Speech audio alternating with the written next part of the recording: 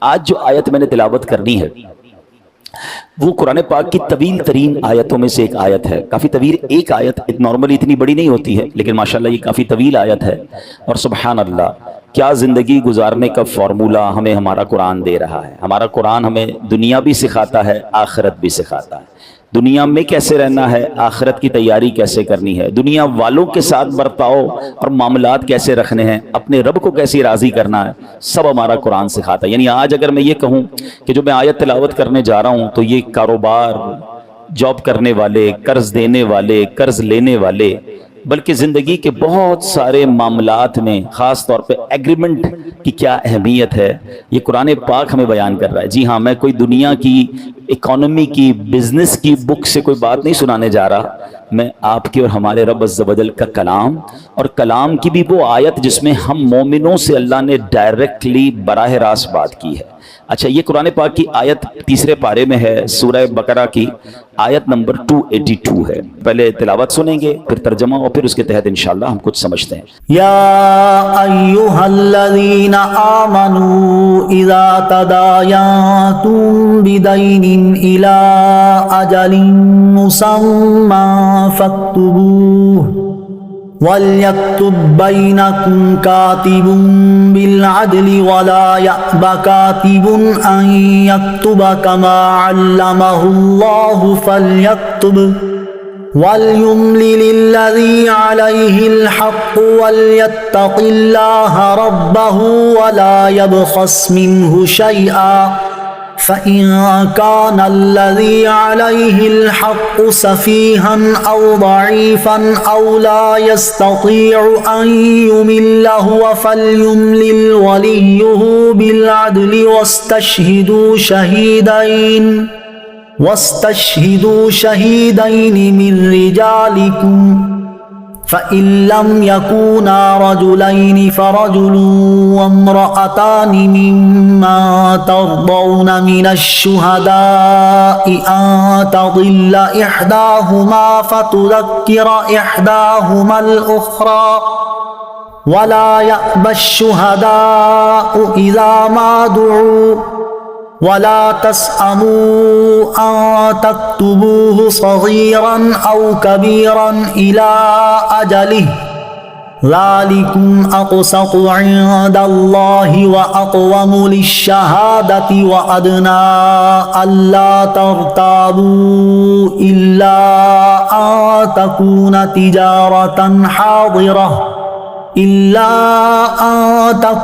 تِجَارَةً حَاضِرَةً تُدِيرُونَهَا بَيْنَكُمْ فَلَيْسَ عَلَيْكُمْ جُنَاحٌ أَلَّا تَكْتُبُوهَا وَأَشْهِدُوا إِذَا تَبَايَعْتُمْ وَلَا يُضَارَّ كَاتِبٌ وَلَا شَهِيدٌ وَإِن تَفْعَلُوا فَإِنَّهُ فُسُوقٌ بِكُمْ وَاتَّقُوا اللَّهَ وَيُعَلِّمُكُمُ اللَّهُ وَاللَّهُ بِكُلِّ شَيْءٍ عَلِيمٌ. ایک ہی آیت اتنی ڈیٹیل میں ہے. اب ذرا غور سے اس کا ترجمہ سنیں گے اور اس کے بعد انشاءاللہ سمجھیں گے کہ کس خوبصورت انداز میں زندگی آسان بنانے کا فارمولہ ہمیں اللہ کا پیارا کلام دے رہا ہے. ترجمہ، آسان ترجمہ قرآن کنز العرفان. اے ایمان والو، ڈائریکٹ ایمان والوں سے بات ہو رہی ہے، ٹھیک ہے. اے ایمان والو، جب تم ایک مقرر مدت تک کسی قرض کا لین دین کرو تو اسے لکھ لیا کرو، اور تمہارے درمیان کسی لکھنے والے کو انصاف کے ساتھ معاہدہ لکھنا چاہیے، اور لکھنے والا لکھنے سے انکار نہ کرے. جیسا کہ اسے اللہ نے سکھایا ہے تو اسے لکھ دینا چاہیے، اور جس شخص پر حق لازم آتا ہے وہ لکھاتا جائے، اور اللہ سے ڈرے جو اس کا رب ہے، اور اس حق میں کچھ کمی نہ کرے.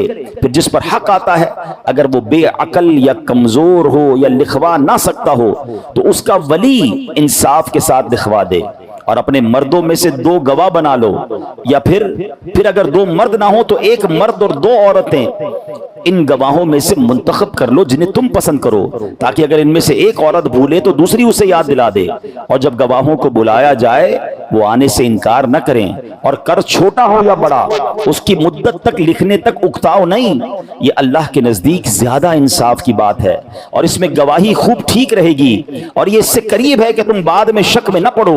ہر معاہدہ لکھا کرو، مگر یہ کہ کوئی ہاتھوں ہاتھ سودا ہو جس کا تم آپس میں لین دین کرو تو اس کے نہ لکھنے میں تم پر کوئی حرج نہیں، اور جب خرید و فروخت کرو تو گواہ بنا لیا کرو، اور نہ کسی لکھنے والے کو کوئی نقصان پہنچایا جائے اور نہ گواہ کو، یا نہ لکھنے والا کوئی نقصان پہنچائے اور نہ گواہ، اور اگر تم ایسا کرو گے تو یہ تمہاری نافرمانی ہوگی، اور اللہ سے ڈرو، اور اللہ تمہیں سکھاتا ہے اور اللہ سب کچھ جانتا ہے۔ اب یہ آیت کا ترجمہ ہو گیا، اب میں ذرا اس کی جو تفسیر ہے وہ بیان کرتا ہوں۔ یقین کریں یہ آیت ایسی ہے کہ اگر اس کو ہم سمجھ جائیں نا، ہماری زندگی کے بہت سارے جھگڑے ہی ختم ہو جائیں گے، ہمارے پرابلم ہی ختم ہو جائیں گے۔ پہلے میں اس آیت کے تحت کچھ باتیں عرض کر دوں، پھر میں انشاءاللہ اپنے کچھ تجربات آپ کے ساتھ شیئر کروں گا۔ اب اس آیت میں کچھ باتیں ہیں، کچھ پوائنٹس ہیں، میں ایک پوائنٹ سمجھاتا ہوں۔ نمبر 1، جب ادھار کا کوئی معاملہ ہو، خواہ قرض کا لین دین ہو یا خرید و فروخت، ادھار 2 قسم کا ہوتا ہے، یا تو کسی کو بندہ کوئی قرض دیتا ہے مہینے 2 مہینے 4 مہینے کے لیے، یا پھر کوئی سامان بیچتا ہے کہ جناب یہ میں نے آپ کو 2 مہینے کے لیے 1 مہینے کے کریڈٹ پہ بیچا، 2 مہینے کے لیے بیچا، تو رقم پہلے دی اور بعد میں لینا ہے، یا مال ادھار پر دیا اور رقم بعد میں وصول کرنا ہے۔ یوں ہی دکان یا مکان جب کرائے پر لیتے ہیں تو ایڈوانس یا کرائے کا معاملہ ہو، اس طرح کی تمام صورتوں میں معاہدہ لکھ لینا چاہیے۔ قرآن کیا کہتا ہے؟ لکھ لو۔ اچھا، پھر یہ حکم واجب نہیں ہے، ایسا نہیں کہ جو نہیں کرے گا، زبانی معاہدے سے کاروبار کر رہا ہے یا صرف زبانی معاہدہ ہو رہا ہے، نہیں لکھ رہے تو گناہگار ہوگا، واجب حکم نہیں ہے، لیکن اگر عمل کر لیا جائے تو یہ بہت سی تکلیفوں سے بچاتا ہے۔ ہمارے زمانے میں تو اس پر حکم انتہائی ضروری ہو چکا ہے، کیونکہ دوسروں کا مال دبا لینا، معاہدوں سے مکر جانا، کوئی ثبوت نہیں ہے تو جناب اصل رقم سے ہی انکار لوگ کر دیتے ہیں۔ لہٰذا جو اپنی عافیت چاہتا ہے وہ اس حکم پر ضرور عمل کرے، ورنہ بعد میں صرف پچھتانا ہی نصیب ہوگا۔ اس لیے آیت کے درمیان میں فرمایا، اور قرض چھوٹا ہو یا بڑا اس سے اس کی مدت تک لکھنے میں اکتاؤ نہیں، یعنی چھوٹی ڈیل ہے یا بڑی ڈیل ہے، لکھ لو نا بھائی۔ اب یہاں پرابلم کیا ہے؟ قرآن تو ہمیں سمجھا رہا ہے کہ آپس کے معاملات میں لکھ بھی لو، آگے آئے گا گواہ بھی بناؤ اس میں، ٹھیک ہے نا؟ ہم دونوں لکھ رہے ہیں، کہے گا بھائی میں نے تو لکھا ہی نہیں ہے، تو گواہ بھی ہونا چاہیے۔ گواہی کی بھی تفصیل بتائی کہ 2 مرد ہو جائیں یا پھر 1 مرد اور 2 عورتیں۔ ایک بات یاد رکھیے کہ کسی بھی گواہی میں اسلامی طریقے پر عورتوں کی گواہی، اگر بہت ساری عورتیں ہو جائیں کوئی مرد نہیں تو ان کی گواہی مقبول نہیں ہوتی۔ 1 مرد ہونا چاہیے، پھر اگر 1 مرد کے بعد دوسرا مرد نہیں مل رہا تو 2 عورتیں ہوں گی۔ ہاں، عورتوں کے کچھ خاص معاملات ہوتے ہیں، اس میں ایک عورت کی گواہی بھی مان لی جاتی ہے، کہ جس میں مثال کے طور عورت کے جو بچہ جننے وغیرہ کے معاملات ہیں، عورت کے خاص معاملات ہیں، وہاں عورتوں کی بات مان لی جائے گی، مگر اس طرح کے معاملات میں جس میں ایگریمنٹ ہے یا جناب کہیں گواہی دینے کی ضرورت ہے تو پھر عورت کی گواہی نہیں ہوگی، 1 مرد 2 عورتیں یا 2 مرد۔ اچھا، اب میں آپ کو کچھ ایگزامپل کے ذریعے بات سمجھاتا ہوں۔ ایک جملہ پہلے یاد کر لیں، آپ کو زندگی بھر کام آئے گا۔ ایگریمنٹ کرتے وقت غیر ہو جاؤ، ہمیشہ اپنے رہو گے۔ جملہ کیا ہے؟ معاہدہ کرتے وقت غیر ہو جاؤ، ہمیشہ اپنے رہو گے۔ اگر ایگریمنٹ کرتے وقت اپنے بن گئے نا، تھوڑے عرصے بعد غیر ہو جاؤ گے۔ یہ بات بڑی پتے کی اور بڑی تجربے کی بتا رہا ہوں۔ ہم کیا کرتے ہیں، یار میرا دوست ہی ہے نا، کر لیں گے بھائی، ارے بھائی دام تو بتا دو، ارے جو دینا ہو دے دینا۔ یہ آج کل کیا ہوتا ہے، اب رکشے میں بیٹھ جائیں، ٹیکسی میں بیٹھ جائیں، بھائی جان ادھر تک جانا ہے، کتنے پیسے؟ آئی سب جو دینا ہو دے دینا، بندہ بیٹھ جاتا ہے۔ اب جب وہاں اترا اس نے کہا 500 روپے، پاگل ہو گئے 500 روپے ہیں، یہاں تک تو 1000 روپے بنتے ہیں۔ اب کیا ہوا؟ جھگڑا۔ اب کیا ہوا؟ ناراضگی۔ اس پیار سے بیٹھے تھے، اپنا ہو کر بیٹھے تھے، غیر ہو کر اتر رہے ہیں ٹیکسی سے، غیر ہو کر آپ اس سے اتر رہے ہیں رکشے سے۔ کیوں بھائی؟ پہلے طے کر لیں۔ اور شریعت ہی تو کہہ رہی ہے نا بھائی، آپ بتائیں زبان سے کتنے لیں گے، غیر ہو جائے نا، کوئی اپنا نہیں ہے بھائی۔ بالکل اسی طرح آپ نے اپنی کسی دوست کو مکان کرائے پہ دیا، آپ نے کسی جاننے والے کو برسوں سے کام کر رہے ہیں، کوئی پیسے دیے، کوئی ادھار پر مال دیا، بھائی کب دیں گے؟ ارے بھائی جب دینے ہو دے دینا، ہیں؟ وہ بندہ سمجھا 2 سال کے ادھار پہ مل گیا اور اگلے مہینے کھڑا پہ میرے پیسے دو۔ بھائی تم نے تو کہا تھا جب دینے ہو دے دینا، بھائی میں یہ تھوڑی کہا تھا کہ 1 مہینے 2 سال کے لیے دینا، ابھی دو۔ جھگڑا شروع ہے، بھائی ریٹ کیا ہے اس کا؟ ارے بھائی جو مناسب ہو دے دینا، آپ تو اپنے ہی ہیں، آپ سے کیا کرنا؟ اب تھوڑی دیر بعد جھگڑا ہو رہا ہوتا ہے، اپنے تو جھگڑ کیوں رہے ہو زبان سے کہہ دیں نا یہ گاڑی کتنے کی ہے, یہ مال کتنے کا, غیر ہو جائیں. آپ یقین کریں پارٹنرشپ میں یہی جھگڑے. میں آپ کو مثالیں دوں تو آپ حیران ہو جاؤں گے. میں ایسے لوگوں کو جانتا ہوں, 2 بھائیوں کو, جو بڑا بھائی اور چھوٹے بھائی میں اتنا پیار تھا کہ چھوٹا بھائی بڑے بھائی کے ہاتھ چومتا تھا اپنے والد کی جگہ. میں نے ایسا پیار کم بھائیوں میں دیکھا. مگر کیا ہوا, ایگریمنٹ نہیں کیا, کاروبار سالوں چلتا رہا, کروڑوں اربوں روپے کا کاروبار ہو گیا. ایک وقت آیا کہ جب کاروبار ختم کرنے کی باری آئی تو بڑا بھائی کہتا ہے سارا کاروبار تو میرا ہے, آپ تو کام کرتے تھے میرے ساتھ, آپ کا کہاں سے حصہ آ گیا؟ بس ٹھیک ہے, ہر مہینے پیسے دیتا تھا.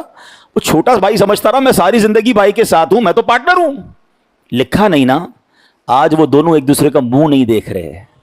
تھوڑے پیسے بھائیوں کو جدا کر گئے نا. اور یہ ایک مثال نہیں ہے, آپ کے خاندان میں, آپ کے جاننے والوں میں ایسی بہت ساری مثال ہوگی. لکھ لیں. خاص طور پہ یہ جھگڑے پتہ ہے کہاں ہوتے ہیں؟ جہاں بھائی مل کے کاروبار کرتے ہیں, جہاں فیملی کا کاروبار ہو. آپ کی پنجابی میں کہتے ہیں نا کاروبار جہاں سانجھا ہوتا ہے نا, وہاں جا کے بڑے مسائل ہوتے ہیں. آپ بٹھائیں سب کو اور لکھیں کس کا کتنا حصہ ہے, کس کو کتنا نفع ملے گا, نقصان کس کا ہوگا, گواہی ڈالیں اس میں, اور اس کے بعد شرعی طور پہ بھی چیک کرائیں. اچھا بعض ہمارے ایگریمنٹ وہ ہوتے ہیں جو ہم سمجھتے ہیں ٹھیک ہے, وہ ہوتے ہی شرعن غلط ہوتے ہیں. تو کلیئر کر دیں چیزوں کو. ایگریمنٹ کرتے ہوئے غیر ہو جاؤ. میں جانتا ہوں ایسے لوگوں کو, 1-2 بار میرے ساتھ بھی تجربہ ہوا. بڑا پیار تھا, بڑی دوستی تھی, اور کوئی کام ہم نے آپس میں کیا تو اگلے نے بڑا سختی سے کہا بھائی یہ ہوگا, یہ نہیں ہوگا, یہ ہوگا. تھوڑا سا مجھے بھی جھٹکا لگا, یار ایسے بات کر رہے ہیں. کہہ رہے بھائی ایگریمنٹ کے وقت ہم دونوں غیر ہیں, کوئی پرانی دوستی نہیں ہے, سب چیزیں اس میں لکھیں گے. مزہ آیا مجھے.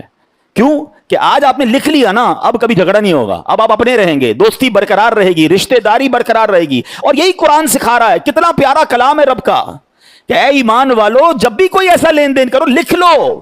ہم لکھتے نہیں ہیں, اور نہ لکھ کر میں نے خاندان برباد ہوتے دیکھے ہیں, بھائیوں میں دشمنیاں ہوتے دیکھی ہیں, رشتہ دار بھائی بہن خون کے پیاسے ہو گئے کیونکہ لکھا نہیں, کلیئر نہیں کیا. یہاں میں ایک اور عرض کروں گا. یہ تو کاروبار کے معاملات ہو گئے, پارٹنرشپ کے معاملات ہو گئے, سودے کے معاملات ہو گئے, کرائے پر آپ نے دکان دی, مکان دیا. لکھیں کتنے ٹائم کا ایگریمنٹ ہے. ارے بھائی جب خالی کرنا ہو کر دینا, اپنی بات ہے, آپ کا ہی گھر ہے جناب, آپ کا ہی گھر ہے, اور وہ آپ کے ہی گھر سے نکالنے آ جاتے ہیں.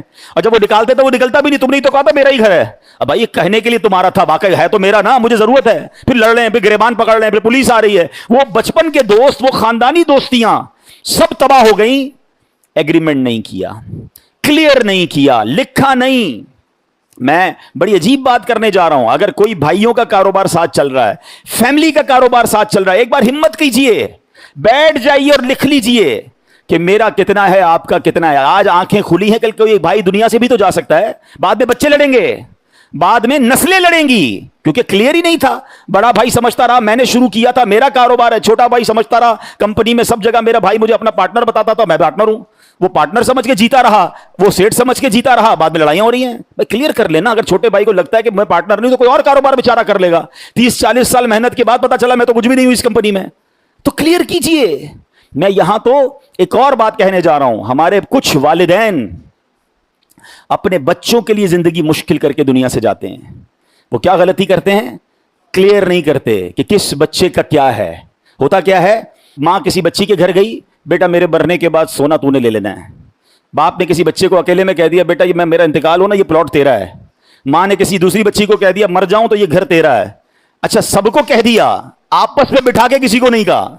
ماں باپ کی آنکھیں بند ہوئی, بہن قسم کھا رہی ہے ماں نے سونا مجھے کہا تھا, بھائی کہتا ہے پلاٹ مجھے کہا تھا, وہ دوسرا کہتا ہے گھر مجھے کہا تھا, سارے لڑ رہے ہیں. یہ کیا کر رہے ہیں آپ؟ اگر آپ نے کوئی فیصلہ کرنا بھی ہے, سارے بچوں کو بٹھائیں اور لکھوائیں کہ میرے مرنے کے بعد یہ اس کو دینا, یہ اس کو دینا, یہ گھر اس کا, یہ فلاں اس کا, اور سب کی سائنیں کروا لیں. اور پھر شرعی طور پہ بھی چیک کروائیں نا. آپ کہیں اپنی وصیت میں کسی کو محروم تو نہیں کر رہے, کسی ایک بچے کو زیادہ کسی کو کم, اور جو شریعت نے آپ کو اختیار ہی نہیں دیا وہ تو نہیں کر رہے. کیونکہ مرنے کے بعد ورثاء کا حق قرآن نے بیان کیا ہے. آپ ایک حد تک وصیت کر سکتے ہیں, سارے مال کسی کو نہیں دے سکتے. پوری تفصیل ہے اس کی, میرا یہ موضوع نہیں ہے, مگر میں ایک اشارہ دے رہا ہوں ان تمام ماں باپ کو کہ جو اپنے بچوں کے معاملات, اور خاص طور پہ جو مالدار فیملیز ہوتی ہیں, ہم نے بڑے بڑے اربوں پتی کروڑ پتی ماں باپ کی دنیا سے جانے کے بعد ان کے بچوں کو لڑتے ہوئے دیکھا, ایک دوسرے کے خون کے پیاسے ہو گئے, آنا جانا ختم ہو گیا. یہ کیا کیا آپ نے؟ یہ کیسا فیملی سٹرکچر بنایا آپ نے؟ نہیں لکھا, آپ نے واضح نہیں کیا, اور بعد میں اپنے بچوں کو لڑنے کے لیے چھوڑ دیا. حالانکہ صحیح بتاؤں میں, زندگی میں اگر ماں باپ بچوں کو بٹھا لیں اور ایگریمنٹ وغیرہ کر لیں, کوئی بچہ نہیں لڑے گا. सब खुशी खुशी बात कर लेंगे ना आपसे, बात हो जाएगी, प्लस माइनस जो भी है डिस्कस होकर साइनें हो जाएंगी, बाद में आपका खानदान जुड़ा रहेगा। और याद रखिए, जिंदगी का ये टारगेट होना चाहिए मेरा और आपका, कि मेरे मरने के बाद मेरे बच्चे जुड़े रहें। वो जुड़े रहेंगे तो मुझे इसाले सवाब करेंगे, आपस में ही लड़ते रहेंगे, माँ बाप को भी बुरा भला कहेंगे, कैसे अम्मा अब्बा थे ऐसा कर गए कि आज हम लड़ रहे हैं। क्या फायदा किया आपने, करोड़ों रुपए लाखों रुपए कमाए भी और बच्चों को लड़ने के लिए छोड़ दिया। नहीं, कुरान कहता है लिख लो। क्या खूबसूरत रहनुमाई है। और आज पूरी दुनिया में आप जाएं, ये हमारे यही होता है, बाकी दुनिया में हर चीज, आप कुछ भी लें आपको एक पहले पेपर आएगा, साइन करें, हैं? हर चीज पर आपसे साइन करवाया जाता है, भाई आपका हमारा ये एग्रीमेंट है, आपका ये तय है। पढ़े लिखे लोगों को हमने देखा, जबानी डील भी हो जाती है, थोड़ी देर बाद उनका एक मैसेज आता है कि हजरत जरा मैसेज पे भी कंफर्म कर दें, ईमेल पे कंफर्म करें हमें कि हमारी जो आज बात हुई है इसकी ये मिनट्स थे, ये हमारी तय हुआ है। बंदा कहे यार मैं जबानी कह तो गया हूं, कहता नहीं लिख के दें। वो हमारी मेमनी का एक बड़ा प्यारा जुमला है, लिखियो वाचा है? जो लिखा होता है ना वो पढ़ा जाता है। तो लिखने की आदत, एग्रीमेंट की आदत, गवाहों की आदत डालें। फिर जुमला कह देता हूं, जिंदगी भर काम आएगा। मैं यकीन करें अपनी जिंदगी का एक निचोड़ आपको पेश कर रहा हूं कि एग्रीमेंट करते वक्त गैर हो जाओ, हमेशा अपने रहोगे। अगर मुआहिदा करते वक्त, एग्रीमेंट करते वक्त अपने हो गए, आगे जाके गैर हो जाओगे, आगे जाके लड़ाई हो जाएगी। और यही कुरान ने समझाया। तो बात आ रही है समझ।